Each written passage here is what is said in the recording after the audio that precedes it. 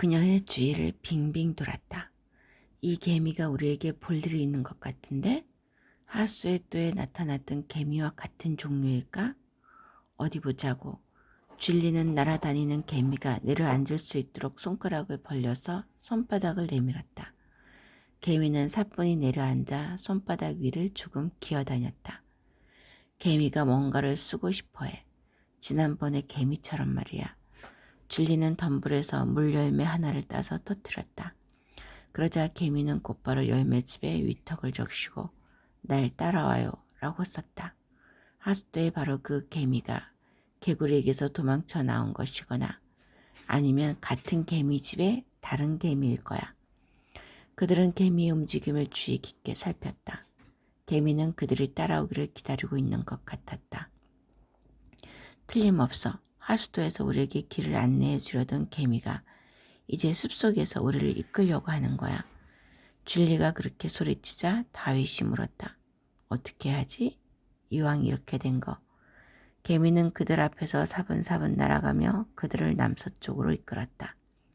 그들은 가지가 양산처럼 넓게 퍼진 샤름, 노란 껍데기에 검은 줄무늬가 들어간 사시나무, 잎을 통해 마니토를 발산하는 서양 물풀의 나무 등 갖가지 나무들 사이를 지나갔다. 날이 어두워지고 있었던 탓에 그들은 한순간 개미를 시야에서 놓쳤다. 어둠 속에서는 더 이상 개미를 따라갈 수가 없을 거야. 그 말이 떨어지기가 무섭게 그들 앞에 작은 섬광이 번쩍거렸다. 자동차의 전조등을 켜듯이 개미가 자기 오른쪽 눈에 불을 밝힌 것이었다. 줄리가 의아해 머물었다. 빛을 낼 수 있는 곤충은 개똥벌레뿐인 줄 알았는데 내가 보기엔 말이야. 우리 안내자가 진짜 개미가 아닌 것 같아. 개미가 글을 쓰고 눈에 불을 밝힌다는 건 있을 수가 없어. 그러면 저게 뭘까? 저건 날개 달린 개미 형태로 만들어져 원격 조종하는 작은 로봇일 수도 있어. 그런 종류의 로봇에 관한 르포를 텔레비전에서 본 적이 있어. 그 르포에서는 미국 항공우주국에서 화성 탐사를 위해 만들었다는 개미 로봇을 보여주었어. 물론 그것들은 저것보다 더 큰 거였지. 아직 아무도 저렇게 작은 로봇을 만드는 수준에 이르지 못했어. 그들 뒤에서 개들이 사납게 짖어대는 소리가 들려왔다. 경찰이 개들을 풀어 다시 추격에 나선 모양이었다. 그들은 개미의 불빛이 이끄는 대로 있는 힘을 다해 달렸다. 그러나 개들은 그들보다 더 빨리 달리고 있었다. 게다가 다윗은 한쪽 다리가 불편해서 속도를 내는데 한계가 있었다. 그들은 비탈길을 달려 올라왔다. 다윗은 지팡이를 휘둘러 개들이 가까이 다가오지 못하게 하려고 했었다. 개들은 사람의 몸에 송곳니를 박으려고 또 공중에 떠서 빛을 발하는 이상한 곤충을 잡으려고 펄쩍펄쩍 뛰어올랐다. 우리 여기서 헤어지는 게 좋겠다. 그래야 둘 중에 한 사람이라도 이 궁지에서 벗어날 수 있을 거야. 줄리는 그렇게 말하더니 대답을 기다리지도 않고 덤불을 뛰어넘어 달아났다. 개들은 모두 그녀를 갈기갈기 찢어버릴 태세로 침을 흘리고 요란하게 짖어대면서 그녀 뒤를 쫓아갔다. 백과사전 장거리 경주.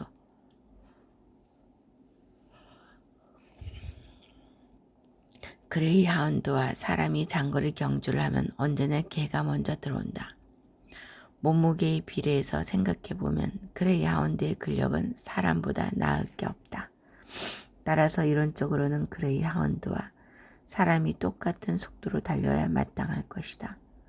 그러나 경주에서 이기는 쪽은 언제나 그레이하운드다. 그 까닭은 무엇일까?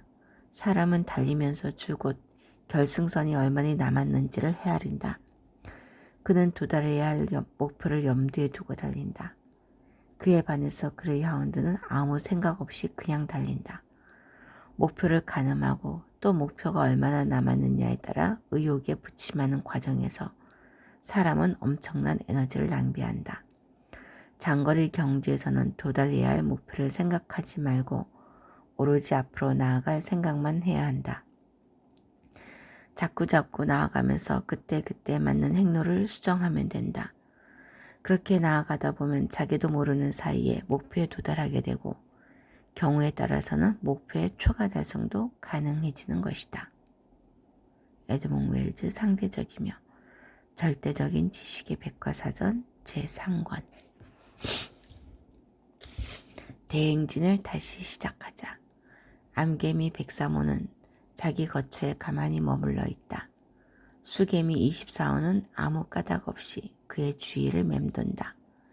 몇몇 유모 개미들이 전하는 이야기에 따르면 수개미가 암개미 주위를 돌 때 교미가 벌어지지 않으면 순수한 에너지처럼 감지될 수 있는 성적인 긴장이 생겨난다고 한다. 103호가 그 이야기를 곧이곧대로 믿는 것은 아니지만 24호가 자기 주위를 그렇게 맴돌고 있으니 그의 내부에 어떤 긴장이 생기는 것은 사실이다. 그 때문에 암개미의 마음이 자뭇 산란하다. 그래서 암개미는 다른 생각을 하려고 애쓴다. 그가 최근에 생각해낸 것은 연을 만들자는 것이다. 미루나무 잎새가 수직으로 떨어지지 않고 갈지자를 그리며 떨어지는 것을 상기하면서 그는 나뭇잎에 올라타서 균형을 유지할 수 있으면 파도 타기 하듯이 허공을 날 수 있을 거라고 생각했다. 다들 방향을 어떻게 조절하냐가 해결해야 할 문제로 남아있다. 탐험 개미들이 와서 동쪽의 신흥 도시들이 새 벨로캉 연방에 가입하러 왔다고 알린다.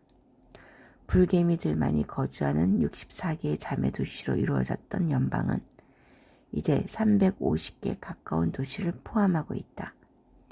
연방을 이루는 개미들의 종도 줄잡아 10종을 헤아린다.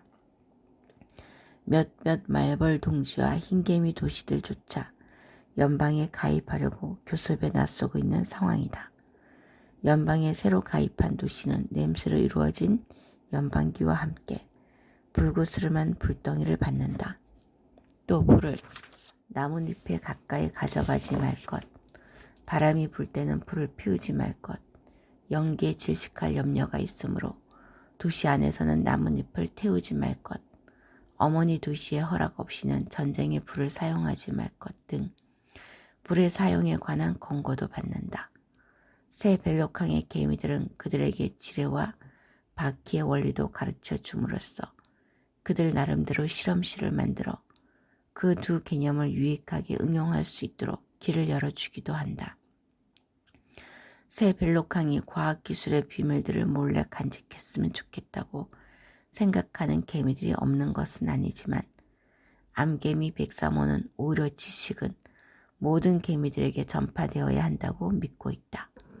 설령 훗날 다른 개미들이 그 지식을 사용해서 자기들을 공격하는 한이 있더라도 그것은 불가피한 정치적 선택이라는 것이다. 불의 마력을 알게 되고 불을 사용해서 놀라운 결과를 얻게 됨에 따라 개미들은 모두 손가락들이 얼마나 앞서가는 종인지를 더욱 잘 이해하게 되었다. 손가락들이 불을 제어하기 시작한 지 벌써 1만 년이 넘었다지 않는가.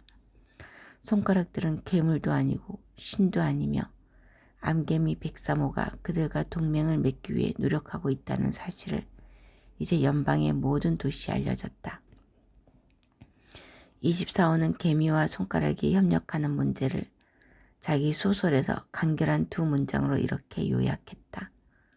무한소와 무한대의 두 세계가 서로 바라보고 있다. 두 세계는 과연 서로를 이해할 수 있게 될 것인가. 그 계획에 찬성하는 축도 있고 반대하는 축도 있지만 개미들은 모두 그런 동맹을 가능케 하는 방법과 그것이 가져올 수 있는 이점과 위험에 대해서 숙고하고 있다. 손가락들은 불과 지뢰와 바퀴 말고도 개미들이 상상할 수 없는 다른 비밀들을 알고 있을 것이라는 것이 그들의 중론이다. 하지만 난쟁이 개미들은 물론이고 그들과 동맹을 맺고 있는 몇몇 도시의 개미들은 여전히 고집을 버리지 않고 새 벨로캉 연방과 숲속에 퍼져나가고 있는 불온한 사상을 없애버리려 하고 있다.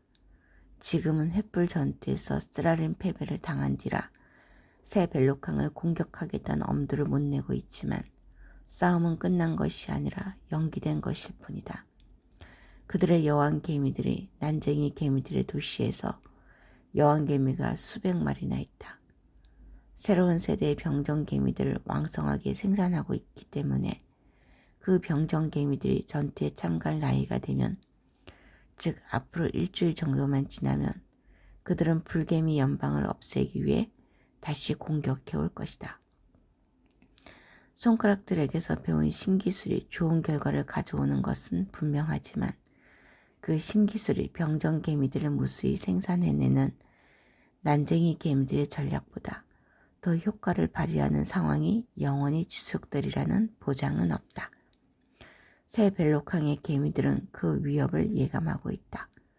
그들은 세계를 변화시키려는 자들과 모든 것이 예전과 똑같이 남아있기를 바라는 자들 사이에 무수한 전쟁이 일어나리라는 것을 알고 있다. 암개미 백사모는 마침내 역사의 흐름을 빠르게 하기로 마음을 굳힌다. 지구상의 주요한 두 종 사이에 진정한 협력 관계가 수립되지 않고서는 지속적인 진보를 이뤄낼 수 없으리라 생각한 것이다. 암개미는 수개미 24호와 12탐험개미 및 연방에 가입한 다른 도시의 대표자들을 부른다. 그들은 다 같이 둥그렇게 모여서 더듬이를 맞대고 완전 소통에 들어간다. 백사모는 모든 것을 걸고 일대 모험을 해보자고 제안한다. 손가락들이 개미들과 협력관계를 수립하는데 성공하지 못하고 있으므로 개미들이 먼저 그들에게 다가가자는 것이다. 그는 손가락들이 개미들을 대등한 협력 상대로 생각하도록 그들의 마음을 움직이는 방법은 무리를 지어서 그들에게 다가가는 길밖에 없다고 생각한다. 회의에 참석한 개미들은 백사모가 새로운 대원정을 구상하고 있다고 지레 짐작한다. 그러나 백사모가 제안하는 것은 원정이 아니다. 그는 무익한 전쟁을 더 이상 원치 않는다. 그가 원하는 것은 개미들의 평화적인 대행진이다. 손가락들은 무수히 많은 개미들이 자기들 곁에 있다는 사실을 알게 되면 겁을 먹고 개미들과 새로운 관계를 수립하고 싶어 할 것이라고 그는 확신하고 있다. 그는 손가락들에게 개미들이 꼭 필요한 상대임을 인식시키기 위해 다른 도시의 개미들도 대행진에 적극적으로 동참해달라고 부탁한다. 그래도 갈 생각인가? 수개미 24호가 물었다. 물론이다. 백사모는 대행진의 선두에 설 생각까지 하고 있다. 다른 종의 개미들은 불안을 느낀다. 대행진 동안에 새 벨로캉을 안전하게 지키고 새로 벌인 일들의 결실을 보려면 누군가는 남아있어야 하지 않는가. 전체의 4분의 1은 남게 될 것이다. 완전 소통에 참가하고 있는 개미들 가운데 몇몇이 그것은 큰 위험이 따르는 일이라고 우려를 포명한다. 난쟁이 개미들이 머지않아 다시 침입해 올 것이다. 그리고 주위에는 아직 신을 믿는 개미들이 남아있다. 반동 세력은 결코 만만치 않다. 그들을 과소평가해서는 안 된다. 의견이 엇갈린다. 다수는 새 벨로캉이 평화와 번영을 누리기 시작한 마당에 굳이 위험을 무릅쓰려는 까닭이 무엇인지를 이해하지 못한다. 어떤 개미들은 손가락들과의 만남이 순조롭게 이루어지지 않을 것을 우려하고 있다. 지금까지는 오로지 실패만 있었다. 결과가 어떻게 나올지도 모르는 평화 행진에 그토록 많은 노력을 기울일 필요가 있을까? 게다가 손가락들이 평화 행진과 군사 원정의 차이를 어떻게 구별한단 말인가? 암개미 백사모는 자기 주장을 굽히지 않는다. 우리에겐 선택의 여지가 없다. 이 만남은 우주적으로 중요한 의미를 지니고 있다. 우리가 행진을 조직하지 않으면 그것은 다음 세대나 그 다음 세대의 과제로 넘어갈 것이다. 그러니 무거운 짐을 후세에 넘기기보다는 우리가 그 일을 해결하는 편이 낫다. 개미들은 오랫동안 토론을 벌인다. 암개미 백사모는 주로 페로몬의 카리스마를 이용해서 그들을 설득하기에 이른다. 그는 자기가 예전에 경험한 일들을 상기시키면서 실패한 경우에는 그 일을 다시 시작할 후세를 위해 값진 정보를 얻게 될 것이라고 강조한다. 그는 자기 결정의 타당성을 설파하여 반박자들을 하나하나 설득해낸다. 이 행진의 지평에는 아주 많은 진보의 희망이 있다. 아마도 손가락들은 불이나 바퀴나 지뢰보다 훨씬 더 놀라운 것들을 우리에게 가르쳐 줄 것이다. 그런 것 중 예를 들면 뭐가 있을까? 해악이 그 예가 될 것이다.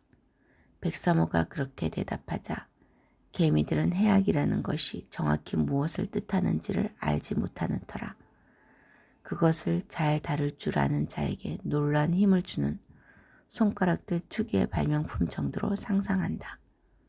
그들은 저마다의 깜냥대로 해악이 무엇일까를 추측해 본다.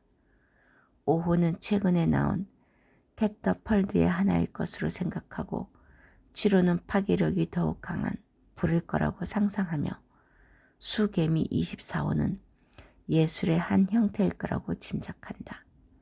그것이 새로운 재료이거나 기발한 먹이 저장 기술일 거라고 생각하는 개미들도 있다.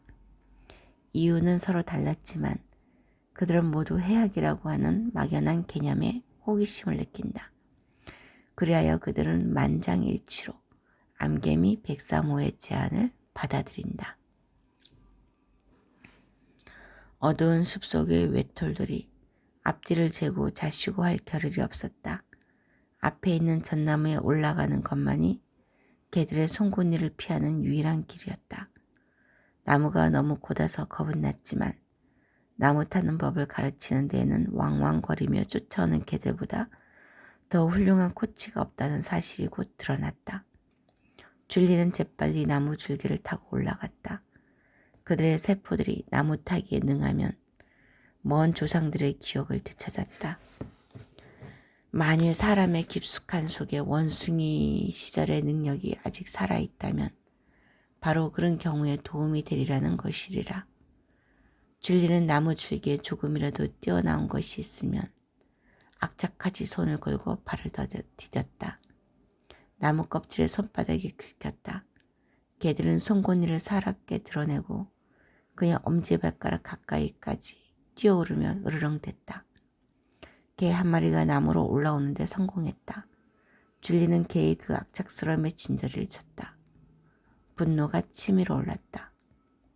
그녀는 같이 송곳니를 드러내고 사납게 으르렁거렸다. 개는 겁에 질린 눈으로 그녀를 올려다보았다. 사람이 그렇게 무지막지한 약수성을 드러낼 수 있다는 사실에 경악한 모양이었다. 아래에 있는 다른 개들은 더 이상 접근할 엄두를 내지 못했다. 줄리는 나무 위에서 개들이 말랑말랑한 코를 겨누고 솔방울 같은 전나무 열매를 던졌다. 가, 어서 가, 꺼지란 말이야, 이 더러운 놈들아. 개들은 줄리를 물어뜯는 것을 포기했지만 도망자가 거기에 있다는 사실을 주인들에게 알리겠다는 고집을 버리지 않고 더욱 요란하게 짖어댔다. 그때 새로운 동물이 나타났다. 멀리서 보기엔 생김새가 개와 비슷했지만 걸음걸이가 더 차분하고 거동이 한결 자신감에 차 있으면서 냄새는 더욱 진하였다. 그것은 개가 아니라 늑대였다. 사람들에게 붙들려 집에서 사육되는 늑대가 없는 것은 아니지만 그것은 진짜 야생 늑대였다. 개들은 그 특별한 존재가 다가오는 것을 바라보았다. 개들은 떼를 치고 있고 늑대는 혼자였지만 겁을 먹은 쪽은 개들이었다. 따지고 보면 늑대는 모든 개들의 조상이다. 개는 인간과 접촉하면서 종의 특질을 잃어버렸지만 늑대는 그렇지 않다. 개들은 모두 그런 사실을 알고 있다. 치와와에서 도베르만에 이르기까지, 푸들에서 몰티즈에 이르기까지 개들은 모두 한때는 자기들이 인간 없이 살았으며 그때는 생김새도 정신도 달랐다는 사실을 어렴풋하게나마 기억하고 있다. 그 시절에 그들은 자유로웠다. 개가 아니라 늑대였기 때문이다. 개들은 복종의 뜻으로 귀를 접고 머리를 낮추었다. 그리고 냄새를 숨기고 생식기를 보호하기 위해 꼬리를 감추었다. 개들은 오줌을 지렸다. 개들의 언어로 그것은 나에게 정해진 영토가 없어. 그래서 나는 이렇게 시도 때도 없이 아무 데서나 오줌을 지리는 거요. 라는 뜻이었다. 늑대가 한 차례 으르렁거리는 소리를 냈다. 그 소리에는 자기는 오로지 정해진 영토의 내 귀퉁이에서만 오줌을 누며 그 개들이 있는 곳이 바로 자기 영토라는 의미가 담겨 있었다. 세퍼트 한 마리가 개와 늑대 사이에 통하는 언어로 변명하였다. 이건 우리 잘못이 아니오. 인간들이 우리를 이렇게 만들었어. 늑대는 경멸하듯 축 처진 입술을 삐죽거리며 대답했다. 남 탓할 거 없어. 어차피 자기 삶은 자기가 선택하는 거야. 그러면서 늑대는 개들을 죽일 탓으로 송곳니를 드러내며 달려들었다. 개들은 사태의 심각성을 알아채고 깽깽 소리를 내지르며 달아났다. 늑대가 개들을 쫓아주었지만 그렇다고 진리가 늑대에게 고마움을 느낀 것은 아니었다. 늑대는 종의 본성을 잃고 퇴화한 먼 후손들에 대한 분노를 느꼈는지 그 개들 가운데 하나를 골라 추격하기 시작했다. 숲속을 요란케 한 난동에 대해서 그 개들 중에 하나는 대가를 지불해야 할 판이었다. 일단 이빨을 드러냈으면 적을 죽여야 한다. 그것이 늑대들의 불문율이다. 게다가 날도 저물었는데 사냥물 없이 땅굴로 들어가면 그의 새끼들이 이해를 못할 것이다. 새끼들을 위해서라도 달아나는 세포트를 죽여 고기를 가져가야 한다. 진리는 늑대에게 감사하기보다는 그녀를 돕기에 늑대를 보내준 자연에 감사했다. 나무 속에서는 이제 바람에 흔들거리는 나뭇잎의 속삭임밖에 들리지 않았다. 커다란 수리 부엉이가 밤이 든 것을 반기며 부엉부엉 하고 울었다. 진리는 개들을 쫓아준 늑대 역시 무섭기는 마찬가지여서 나무에 그대로 있기로 했다. 평평한 나뭇가지를 골라 좀 더 편하게 자리를 잡고 앉았지만 잠을 이룰 수가 없었다. 그녀는 달빛에 흠칫 젖어있는 숲을 바라보았다. 숲은 온갖 마법과 비밀을 품고 있는 것 같았다. 그녀는 이제껏 경험해보지 못한 새로운 욕구를 느꼈다. 달을 보며 울부짖고 싶다는 그 욕구였다. 진리는 고개를 들고 복부 한가운데로부터 한 줄기의 소리 에너지를 힘차게 분출시켰다. 와우! 그녀의 성악 선생이었던 앙켈레위치는 예술이 아무리 훌륭한 것이라도 결국은 자연을 모방하는 것에 지나지 않는다고 가르친 바 있었다. 그의 말대로라면 그녀는 늑대의 울음소리를 흉내냄으로써 가장 훌륭한 현대 형태의 성악 예술을 하고 있는 셈이다. 멀리에서 늑대들이 그녀의 소리에 화답하였다. 와우!